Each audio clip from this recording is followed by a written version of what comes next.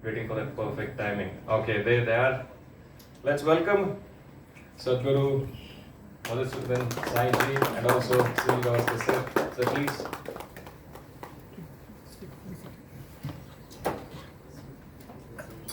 Kindly be seated.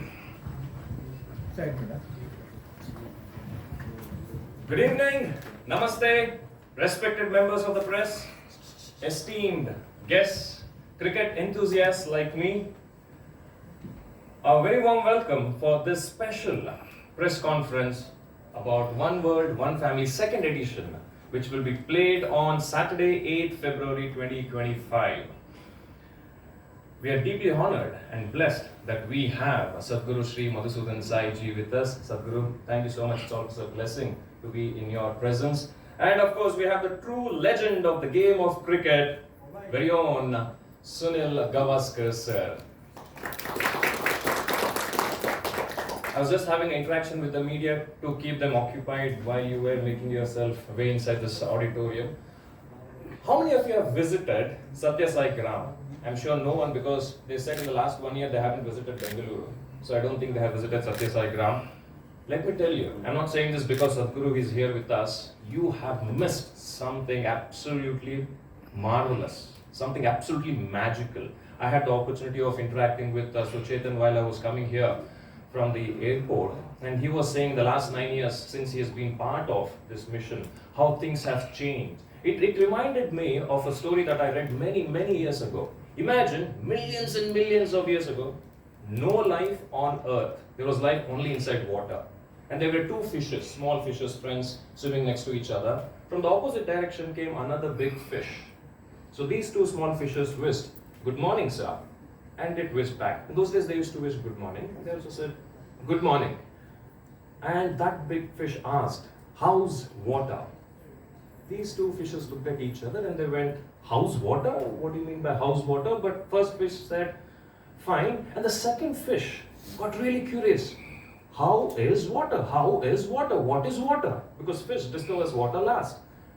And it was looking everywhere and it looked up. It could see the ray, sun rays, and it followed, swam out of the water. First time that fish jumped out of the water, it experienced life outside water. And it saw a land. And it got curious and it jumped outside water. Historians say, if that fish on that day, if it hadn't taken that leap of faith, probably evolution would have been delayed. The reason I'm sharing this is when I went to Sathya Sai Grama last month, I saw the volunteers, I saw the staff, I saw all of these amazing people who are doing seva, and I could see that element of that curiosity that fish had.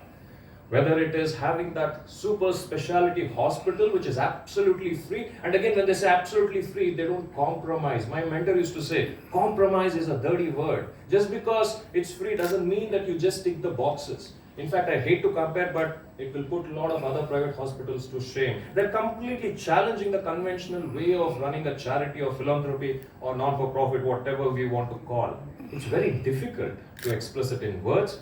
Well, I think someone like Sunil Gavaskar sir, with his commentary, he might do some justice to explain what happens in Sathya Sai Grama. But however, we have tried to capture it in a short 4 minutes video.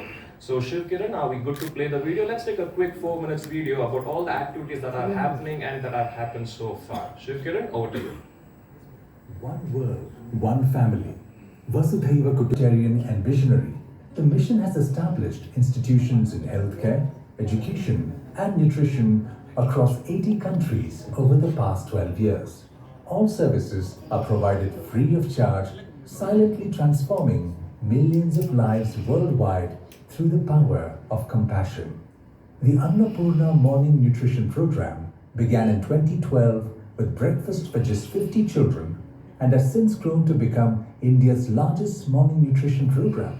Today, over 10 million school children across India and beyond receive the Sai Sure multi-nutrient supplement, helping them begin each day nourished and ready to learn. In education, the mission has established a university and 28 residential campuses in India, as well as a school in Nigeria, offering free education from grade 6 through to doctoral studies.